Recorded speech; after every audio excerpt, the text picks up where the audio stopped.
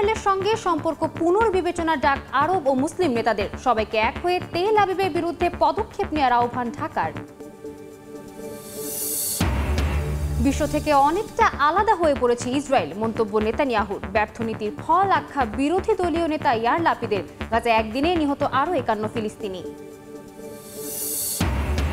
রাশিয়ার বিরুদ্ধে সরাসরি যুদ্ধে নেমেছে ন্যাটো, দাবি ক্রেমলিনের। দোনেৎস্কে রুশ হামলায় নিহত 15, 84টি ড্রোন ও 3টি ক্ষেপণাস্ত্র ছুড়েছে মস্কো, দাবি কিয়েভের। ভারতের বিহারে ভোটার তালিকা থেকে মুসলমান ও বিজেপি বিরোধীদের নাম বাদ পড়ার অভিযোগ ভিত্তিহীন, দাবি নির্বাচন কমিশনের। বাদ পড়া 65 লাখ নামের বিষয়ে গড়ালো আদালতে। এবং নেপালে রাজনৈতিক অস্থিরতার প্রভাব পর্যটন খাতে। পর্যটক কমেছে প্রায় 30%। অন্তর্বর্তী সরকারের অধীনে পরিস্থিতি স্বাভাবিক হবে আশা ব্যবসায়ীদের।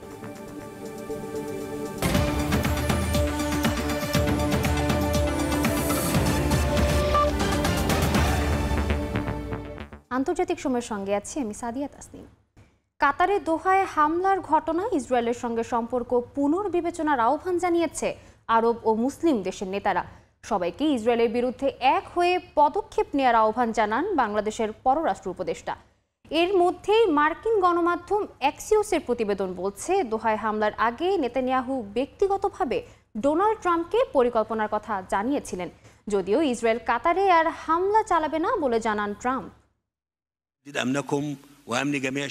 সৌদি আরব, বাংলাদেশ, ইরান, পাকিস্তান সহ 50টিরও বেশি মুসলিম দেশের প্রতিনিধি অংশ নেন দোহায় আয়োজিত জরুরি সম্মেলনে। অর্গানাইজেশন অব ইসলামিক কোঅপারেশন ওআইসির মহাসচিব আশ্বাস দেন, ইসরায়েলি আগ্রাসনের বিরুদ্ধে কাতারের পাশে রয়েছে সব সদস্য রাষ্ট্র। বাংলাদেশের পররাষ্ট্র উপদেষ্টা মোহাম্মদ তৌহিদ হোসেন ক্ষোভ প্রকাশ করে বলেন, আন্তর্জাতিক আইনের সুস্পষ্ট লঙ্ঘন করেছে ইসরায়েল। আরব ও মুসলিম দেশগুলোকে এ বিষয়ে স্পষ্ট ও দৃঢ় অবস্থান নেয়ার আহ্বান জানান তিনি।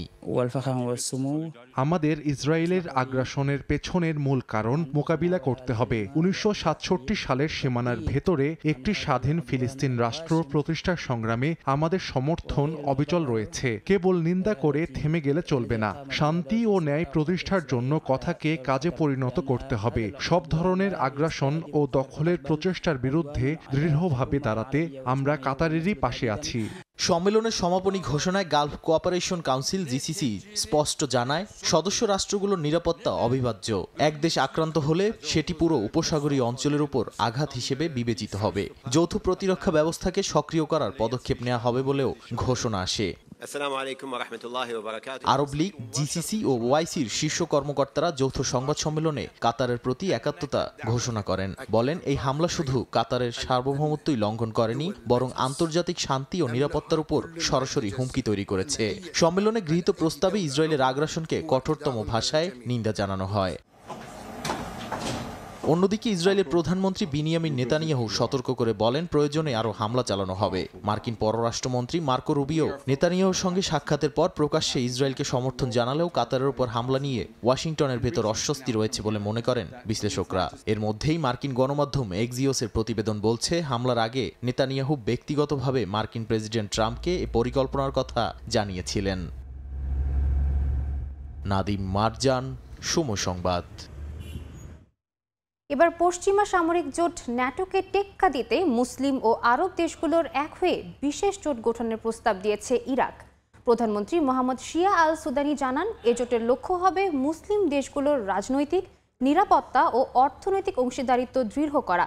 এদিকে মিশর, সৌদি আরব, তুরস্ক ও পাকিস্তানের একটি আলাদা জোট গঠনেরও গুঞ্জন শোনা যাচ্ছে।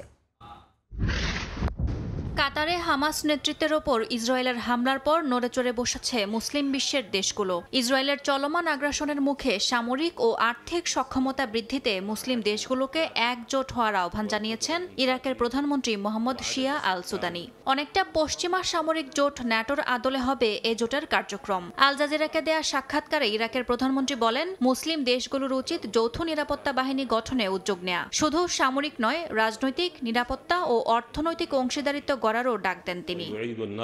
এরই মধ্যে দোহায় জরুরি সম্মেলনে আল সুদানি জানান, আরব ও ইসলামী বিশ্বের নিরাপত্তা অবিচ্ছেদ্যভাবে জড়িত, তাই একটি যৌথ আরব ইসলামিক কমিটি গঠন করে নিরাপত্তা পরিষদ সহ আন্তর্জাতিক সংস্থাগুলোর কাছে অভিন্ন অবস্থান তুলে ধরার আহ্বান জানান তিনি। এক দেশের ওপর হামলা মানেই সমগ্র বিশ্বের ওপর হামলা হিসেবে গণ্য হবে বলেও মন্তব্য করেন তিনি।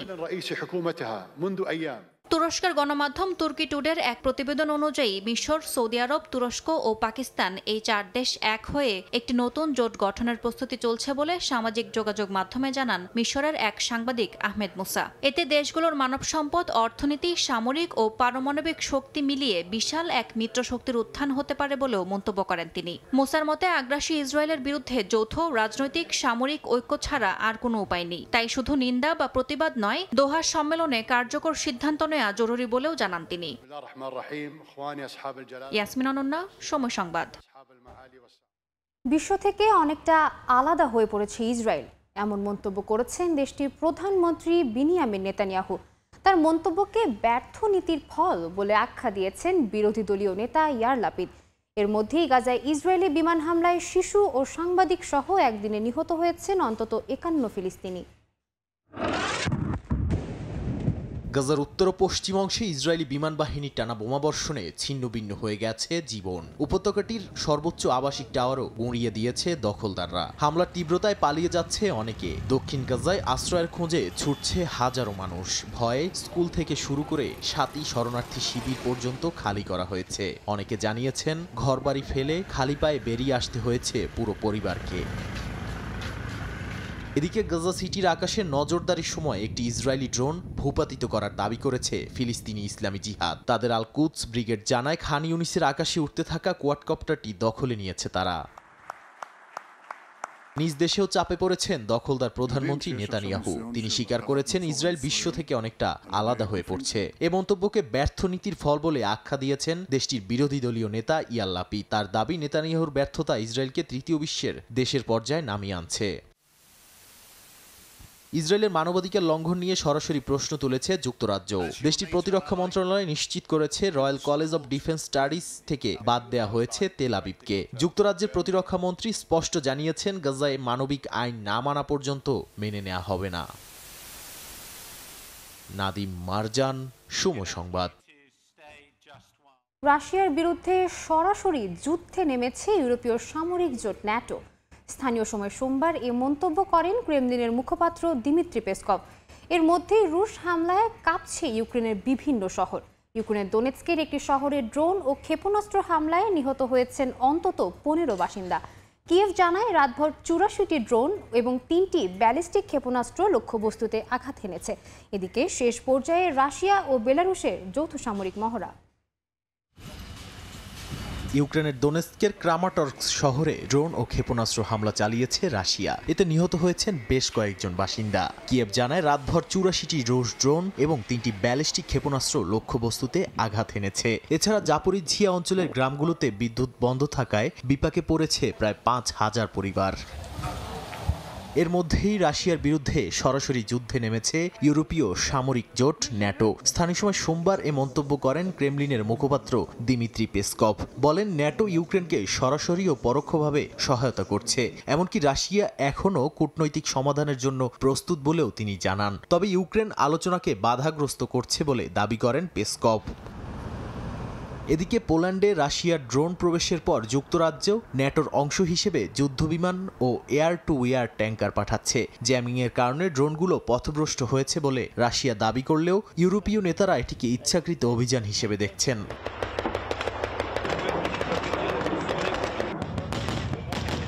অন্যদিকে শেষ পর্যায়ে পৌঁছেছে রাশিয়া ও বেলারুশের যৌথ সামরিক মহড়া। জাপাট 2025 নামের এ মহড়ায় আরও শক্তিশালী ধ্বংসাত্মক অস্ত্র ব্যবহারের পরিকল্পনার ঘোষণা করা হয়েছে। 2021 সালের শেষ জাপাট মহড়া থেকে এখন পর্যন্ত বেলারুশ রাশিয়াকে হাইপারসনিক ক্ষেপণাস্ত্রের জন্য ময়দান সরবরাহ করছে বলে মনে করেন অনেকে। নাদিম মারজান, সময় সংবাদ। গ্রিনল্যান্ড উপকূলে চলছে ন্যাটোর নেতৃত্বে সামরিক মহড়া। 10 দিনব্যাপী এই মহড়ায় যোগ দিয়েছে ডেনমার্ক, ফ্রান্স, জার্মানি, সুইডেন ও নরওয়ে সেনারা। ডেনিশ কমান্ডারের দাবি, গ্রিনল্যান্ড রক্ষাই তাদের মূল দায়িত্ব। Danish frigate Nils Jewel, F-16 jet, helicopter এবং বিশেষ বাহিনী সহ 5 দেশের 550-র বেশি সেনা নিয়ে গ্রিনল্যান্ড উপকূলে শুরু হয়েছে আর্কটিক লাইট 2025 নামের সামরিক মহড়া। এতে নেতৃত্ব দিচ্ছে ইউরোপের সামরিক জোট ন্যাটো। 10 দিন ব্যাপী এই মহড়ায় যোগ দিয়েছে ডেনমার্ক, ফ্রান্স, জার্মানি, সুইডেন ও নরওয়ের সেনারা।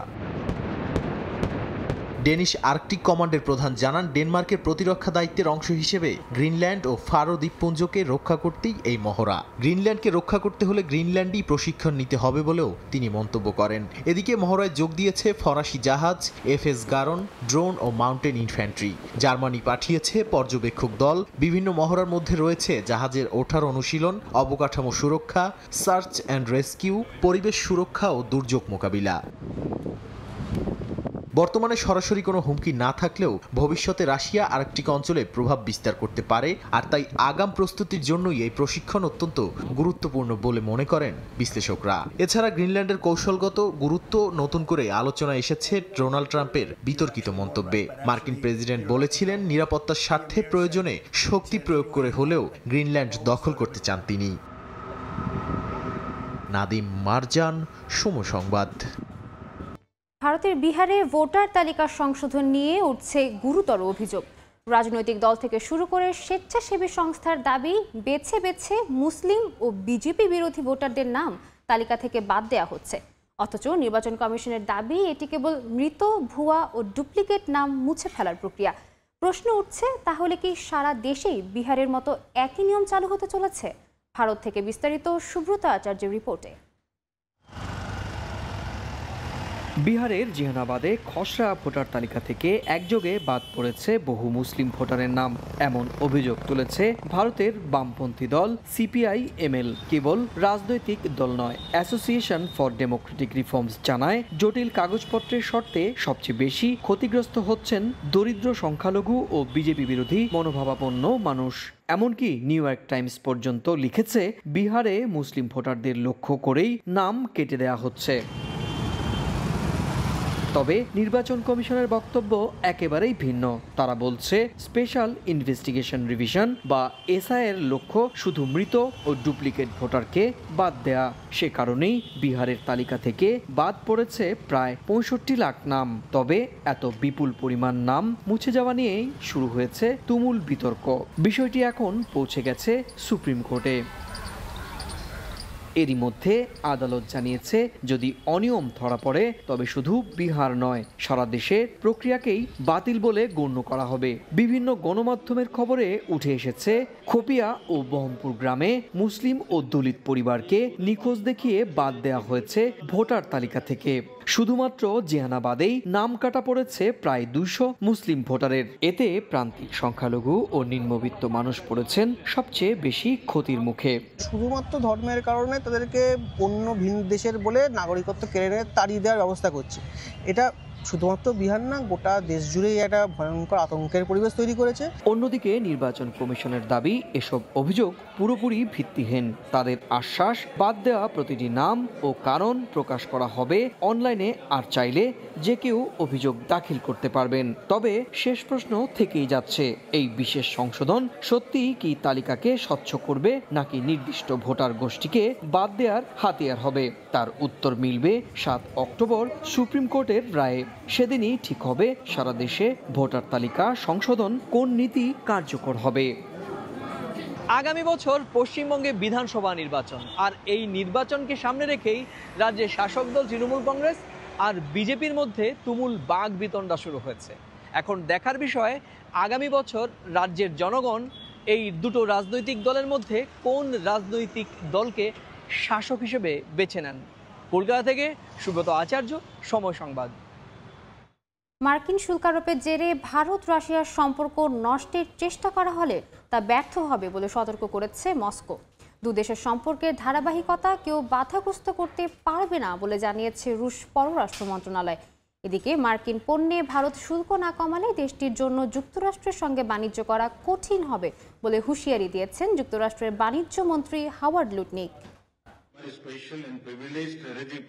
মার্কিন প্রেসিডেন্ট ডোনাল্ড ট্রাম্পের শুল্ক আরোপের চাপে ভারত, রাশিয়া, চীনের সঙ্গে উত্তেজনা বাড়ছে যুক্তরাষ্ট্রের। মস্কো থেকে তেল কেনার অভিযোগে নয়াদিল্লির ওপর অতিরিক্ত 50% শুল্ক আরোপ করে ট্রাম্প প্রশাসন। এতেও মস্কোর কাছ থেকে আমদানি বন্ধ রাখেনি নয়াদিল্লি। সম্পর্কেও পড়েনি ফাটল, বরং দুদেশের সম্পর্ক কেউ নষ্টের চেষ্টা করলে তা ব্যর্থ হবে বলে সতর্ক করেছে রাশিয়া। মস্কো নয়াদিল্লির দীর্ঘস্থায়ী ও স্থিতিশীল সম্পর্কের প্রশংসা করে তা কেউ বাধাগ্রস্ত করতে পারবে না বলে জানিয়েছে রুশ পররাষ্ট্র মন্ত্রণালয়। এর মধ্যে এই মার্কিন পণ্যের শুল্ক না কমালে ভারতের জন্য যুক্তরাষ্ট্রের সঙ্গে বাণিজ্য করা কঠিন হয়ে উঠবে বলে হুঁশিয়ারি দিয়েছেন যুক্তরাষ্ট্রের বাণিজ্য মন্ত্রী হাওয়ার্ড লুটনিক। বলেন, যুক্তরাষ্ট্রের জন্য ভারত তাদের বাজার বন্ধ রেখেছে, অথচ নয়াদিল্লি ওয়াশিংটনের কাছে সব বিক্রি করছে। এদিকে মার্কিন বাজার ভারতের জন্য পুরোপুরি উন্মুক্ত। এ সময় ভারত নিজেদের 140 কোটি জনসংখ্যার কথা বলে বড়াই করলেও দেশটির সামান্য পরিমাণ মার্কিন ভুট্টাও কিনতে চায় না বলে মন্তব্য করেছেন বাণিজ্য মন্ত্রী হাওয়ার্ড লুটনিক। রাইসা জান্নাত, সময় সংবাদ। নেপালের অন্তর্বর্তী সরকারের মন্ত্রিসভায় স্বরাষ্ট্রমন্ত্রী সহ 3 জনকে নিয়োগ দিয়েছেন প্রধানমন্ত্রী সুশীলা কার্কি। দেশটির প্রথম নারী অ্যাটর্নি জেনারেল হিসেবে নিয়োগ পেয়েছেন সবিতা ভান্ডারী। এদিকে পরামর্শ না করেই মন্ত্রী নিয়োগ দেয় নতুন প্রধানমন্ত্রীর পদত্যাগ দাবি করেছে আন্দোলনকারীদের একাংশ। দেশব্যাপী বিক্ষোভ, সরকারের পদত্যাগ, অতঃপর প্রথম নারী প্রধানমন্ত্রী নিয়োগ। বেশ ঘটনাবহুল একটি সপ্তাহের পর ধীরে ধীরে স্বাভাবিক হতে শুরু করেছে নেপালের সার্বিক পরিস্থিতি। অন্তর্বর্তী সরকারের প্রধানমন্ত্রীর ক্ষমতা পাওয়ার 2 দিনের মাথায় নিজের মন্ত্রিসভায় আরও 3 মন্ত্রীকে নিয়োগ দিয়েছেন সুশীলা কার্কি। অর্থমন্ত্রী হিসেবে নিয়োগ পেয়েছেন সাবেক অর্থসচিব রামেশ্বর খানাল। স্বরাষ্ট্রমন্ত্রী হিসেবে আইনজীবী ওম প্রকাশ আরিয়াল এবং জ্বালানি ও সেচ মন্ত্রী হিসেবে নিয়োগ পেয়েছেন নেপালের বিদ্যুৎ বিভাগের সাবেক নির্বাহী পরিচালক কুলমান খিসিং। পাশাপাশি নেপালে প্রথমবারের মতো অ্যাটর্নি জেনারেল পদে নিয়োগ পেয়েছেন একজন নারী। প্রেসিডেন্ট রামচন্দ্র পাদেল দেশটির নবনিযুক্ত প্রধানমন্ত্রী সুশীলা কার্কির সুপারিশে সিনিয়র অ্যাডভোকেট সবিতা ভান্ডারীকে এই দায়িত্ব দেন। পরামর্শ ছাড়াই নতুন মন্ত্রী নিয়োগ দেয় কার্কির উপর ক্ষিপ্ত জেনজি আন্দোলনকারীদের একাংশ। নতুন প্রধানমন্ত্রীর পদত্যাগের দাবি জানান তারা। এরই মধ্যে শুরু হচ্ছে প্রশাসনিক কার্যক্রম। আন্দোলন চলাকালীন বিভিন্ন প্রশাসনিক দফতরে আগুন জ্বালিয়ে দেয় বিক্ষোভকারীরা। এতে সুপ্রিম কোর্টের প্রায় 26,000 চলমান ও 36,000-এরও বেশি পুরানো কেস ফাইল ধ্বংস হয়ে যায় বলে জানান আইনজীবীরা। এ অবস্থায় আদালত প্রাঙ্গণের অস্থায়ী তাঁবুতেই শুরু হয়েছে কার্যক্রম, যেখানে আইনজীবীদের কাছে মামলা নিয়ে হাজির হচ্ছেন সাধারণ মানুষ, যার অধিকাংশ অভিযোগই আন্দোলনের সময় হওয়া সহিংসতা নিয়ে। এ অবস্থায় সরকার বিরোধী বিক্ষোভের সময় ভাঙচুর ও ধ্বংসযজ্ঞের জন্য দায়ীদের উপযুক্ত বিচার ও শাস্তির প্রতিশ্রুতি দিয়েছেন অন্তর্বর্তী প্রধানমন্ত্রী কার্কি। তিনি স্পষ্ট করে বলেন, 9 সেপ্টেম্বরের অগ্নিসংযোগ ও ভাঙচুর পূর্ব পরিকল্পিত এবং জেনজি বিক্ষোভকারীদের সঙ্গে এর সম্পর্ক নেই। এছাড়াও বিক্ষোভে নিহতদের সম্মান জানাতে তাদের শহীদ হিসেবে ঘোষণা দেওয়ার কথাও জানান কার্কি। সাদিয়া তাসনিম, সময় সংবাদ। পর্যটনের জন্য বিখ্যাত হিমালয়ের দেশ নেপালের রাজনৈতিক পট পরিবর্তনের জেরে বিরাজ করছে অস্থিরতা। এর নেতিবাচক প্রভাব পড়েছে দেশটির পর্যটন খাতেও। 1 সপ্তাহের ব্যবধানে পর্যটকের আগমন প্রায় 30% কমেছে।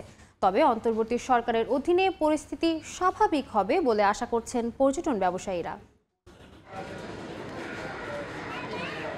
যে এভারেস্ট বেস ক্যাম্পে স্বপ্ন পূরণ করতে আসেন হাজার অভিযাত্রী, যে থামেলের ক্যাফেতে ভিড় জমে পর্যটকের, সেখানে আজ শুধুই নীরবতা। দোকানগুলো ফাঁকা, হোটেল কক্ষ খালি, আর গাইডরা হতাশ হয়ে ঘরে ফিরছেন। নেপাল পর্যটন বোর্ডের হিসাব অনুযায়ী মাত্র 1 সপ্তাহে পর্যটকের আগমন কমেছে প্রায় 30%। বুকিং বাতিলের হার 8 থেকে 10% পৌঁছেছে। পর্যটন ব্যবসায়ীদের কথায় শুধুই হতাশা। 2 দিন পুরোপুরি কারফিউ ছিল, বিমানবন্দরও বন্ধ ছিল।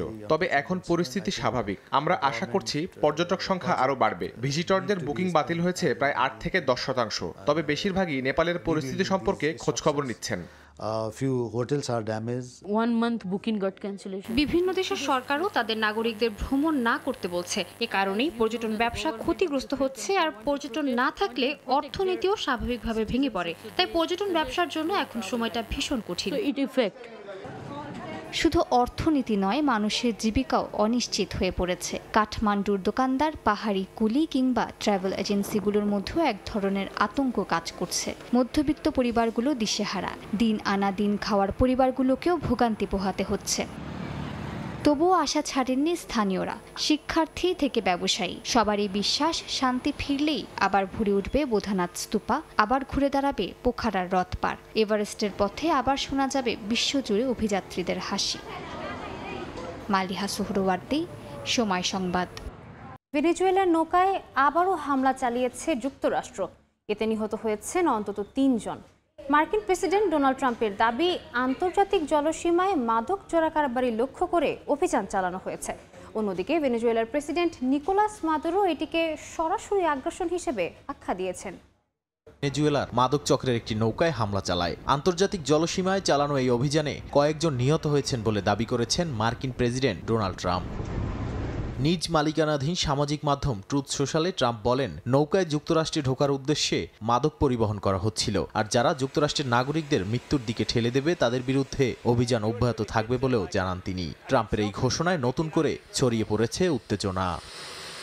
মার্কিন হামলার তীব্র নিন্দা জানিয়ে ভেনেজুয়েলার প্রেসিডেন্ট নিকোলাস মাদুরো বলেন, এটা দুই দেশের মধ্যে কোনো টানাপোড়েন নয়, সরাসরি আগ্রাসন। তিনি অভিযোগ করেন, ওয়াশিংটন আইনি, কূটনৈতিক, রাজনৈতিক ও সামরিক প্রতিটি দিক থেকেই তার দেশের বিরুদ্ধে হামলা চালাচ্ছে।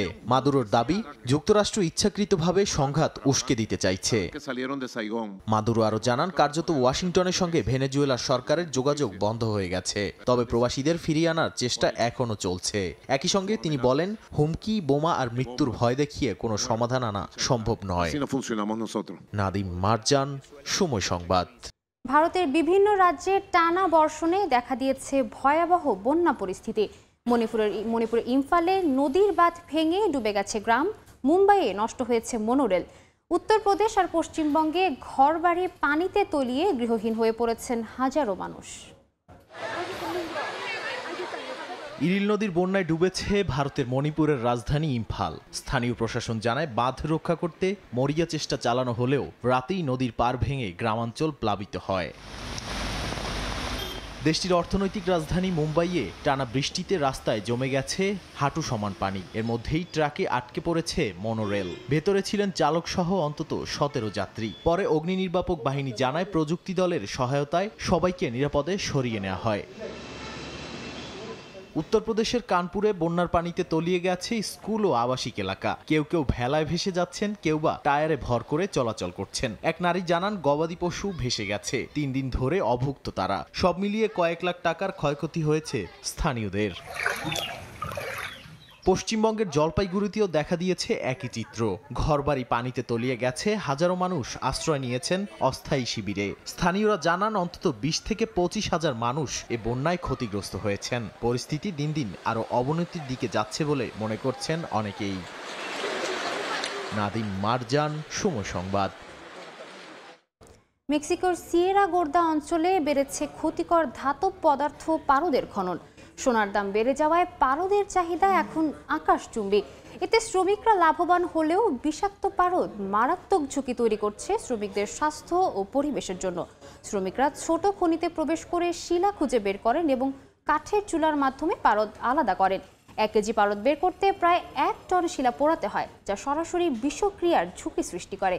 একই সঙ্গে পারদ পরিবেশে ছড়িয়ে নদী, মাটি ও বাতাস দূষিত করে। আন্তর্জাতিক নিষেধাজ্ঞা ও সরকারের উদ্যোগ সত্ত্বেও এই খনি কার্যক্রম অব্যাহত থাকায় পরিবেশ ও মানুষের স্বাস্থ্য দুই মারাত্মক হুমকির মুখে পড়ছে বলে জানান বিশেষজ্ঞরা।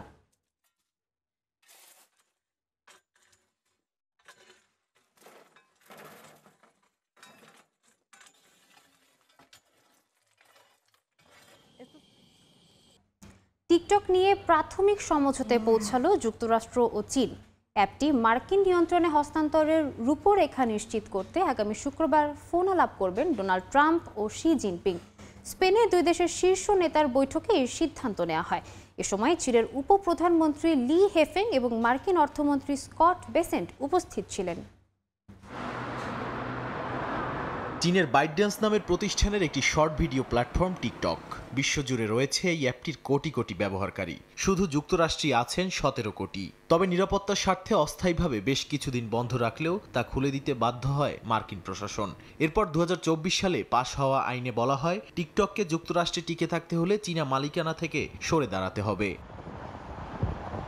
এ নিয়ে স্থানীয় সময় সোমবার স্পেনের মাদ্রিদে দুই দেশের শীর্ষ নেতাদের বৈঠক হয়। এতে চীনের উপপ্রধানমন্ত্রী লি হেফেং এবং মার্কিন অর্থমন্ত্রী স্কট বেজেন্ট উপস্থিত ছিলেন। মাদ্রিদে বৈঠক শেষে দুই দেশ জানায় মার্কিন ব্যবহারকারীর জনপ্রিয় অ্যাপ যুক্তরাষ্ট্র নিয়ন্ত্রিত মালিকানায় থাকবে। চীনকে চুক্তিতে রাজি হতে চাপ দিয়েছে বলে জানান মার্কিন অর্থমন্ত্রী স্কট বেজেন্ট।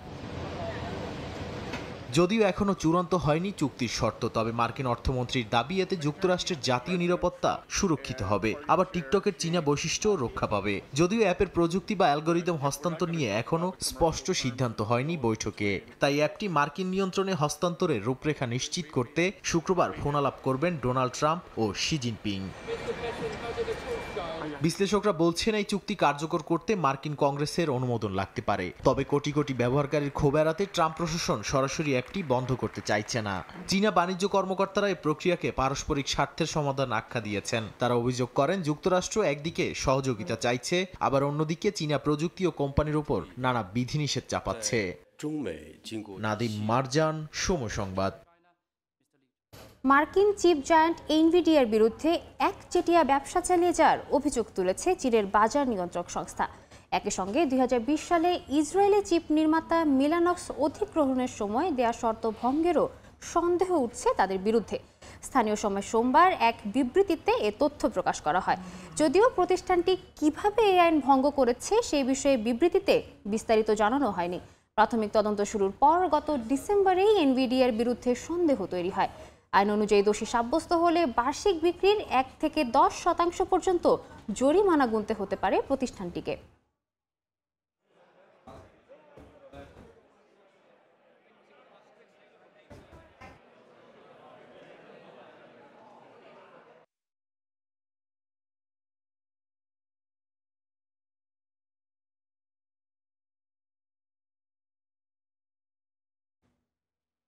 জাপানে প্রায় 40% বিশ্ববিদ্যালয়ের শিক্ষার্থী পড়াশোনার পাশাপাশি খণ্ডকালীন চাকরি করে থাকেন।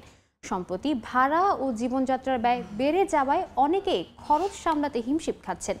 এমন পরিস্থিতিতে খণ্ডকালীন চাকরির ন্যূনতম বেতন বাড়ানোর ঘোষণা দিয়েছে জাপান সরকার। আগামী অক্টোবর 2025 থেকে মার্চ 2026 পর্যন্ত ধাপে ধাপে বৃদ্ধি পাবে ঘণ্টা প্রতি বেতন। এতে উচ্ছ্বাস প্রকাশ করেছেন শিক্ষার্থীরা। জাপান থেকে শাকিল মাহমুদের রিপোর্টে বিস্তারিত। জাপানে খণ্ডকালীন কাজ করা লাখো শিক্ষার্থীদের জন্য সুখবর দিয়েছে সে দেশের সরকার। আগামী অক্টোবর থেকে 2026 সালের মার্চ মাস পর্যন্ত ধাপে ধাপে বাড়ানো হবে ন্যূনতম মজুরি। ঘন্টায় গড়ে 63 ইয়েন পর্যন্ত বাড়ানো হবে বেতন। এইবারই প্রথম জাপানে ন্যূনতম ঘন্টা প্রতি মজুরি দাঁড়াচ্ছে 1000 ইয়েনের বেশি। সবচেয়ে বেশি মজুরি থাকবে টোকিওতে, ঘন্টায় 1226 ইয়েন, আর ওকিনাওয়া, মিয়াজাকি ও কোচি প্রিফেকচারে থাকবে সর্বনিম্ন মজুরি ঘন্টায় 1015 থেকে 1023 ইয়েন।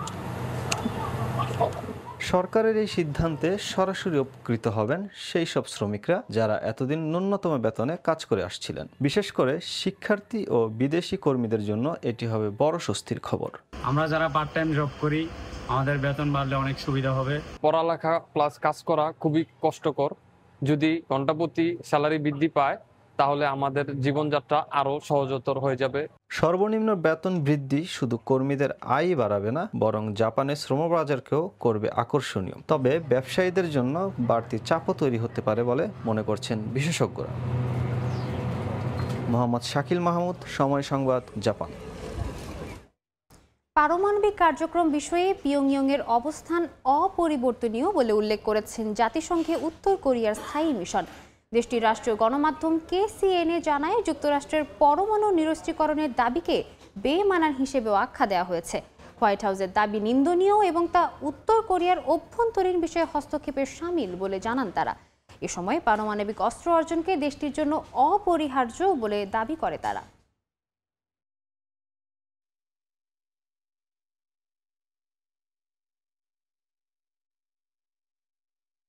ইসরায়েলের বাধা সত্ত্বেও আবারও তিউনিসিয়া থেকে গাজা অভিমুখে যাত্রা শুরু করেছে ফ্লোটিলা নৌবহর।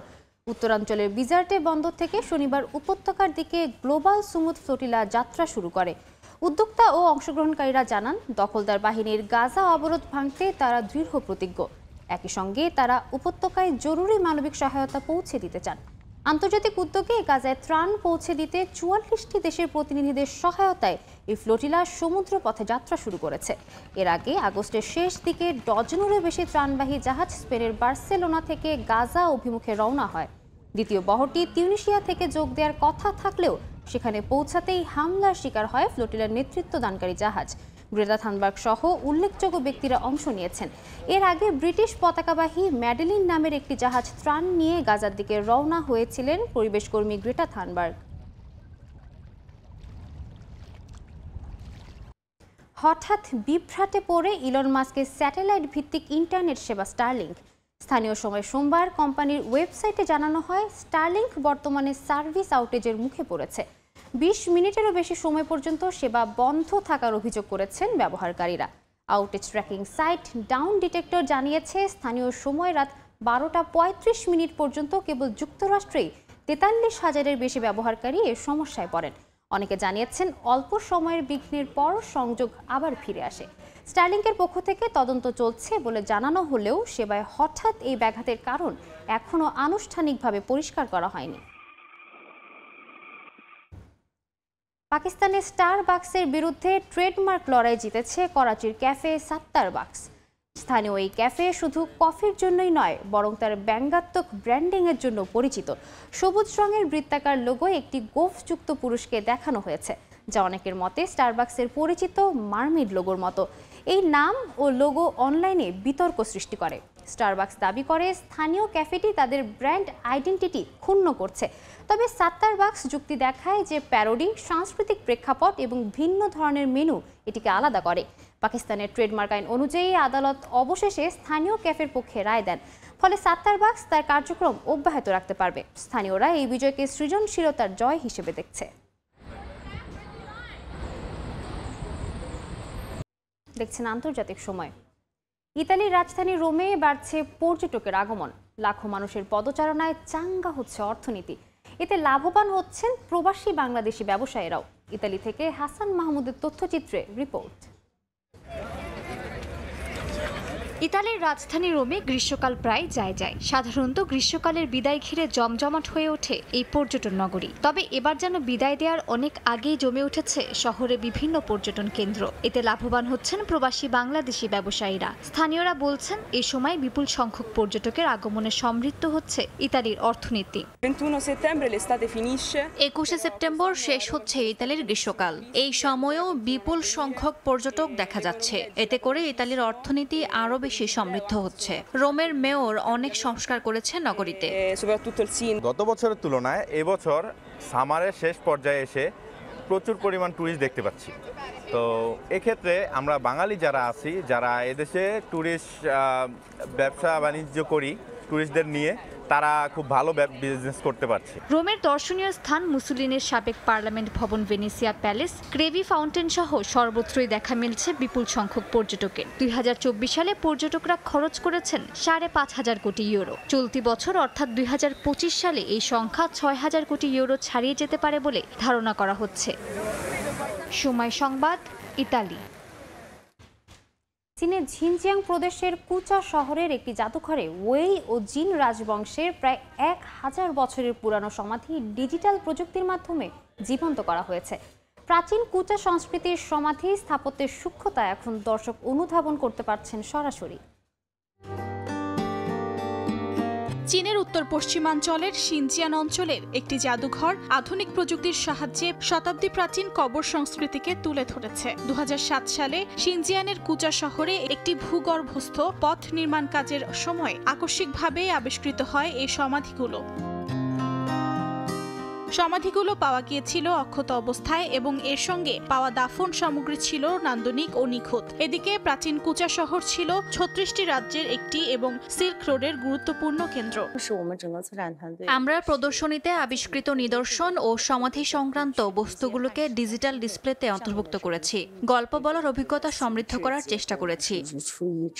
জাদুঘরের কর্মকর্তা মিলি জানান, দর্শকদের জন্য ইতিহাসকে কিভাবে সহজে পৌঁছে দেওয়া যায় তার সর্বাত্মক চেষ্টা করা হয় জাদুঘরে। তবে সীমিত প্রত্নতাত্ত্বিক জিনিসপত্র প্রদর্শন এবং সেগুলো সংরক্ষণ ছিল জাদুঘর কর্তৃপক্ষের কাছে মূল চ্যালেঞ্জ। জাদুঘরের পারস্পরিক কার্যক্রমের মাধ্যমে দর্শকরা সমাধির ইতিহাস, স্থাপত্য এবং সংস্কৃতির সঙ্গে পরিচিত হতে পারবেন বলে জানান মিলি। অর্জিতা শেহজিন, সময় সংবাদ।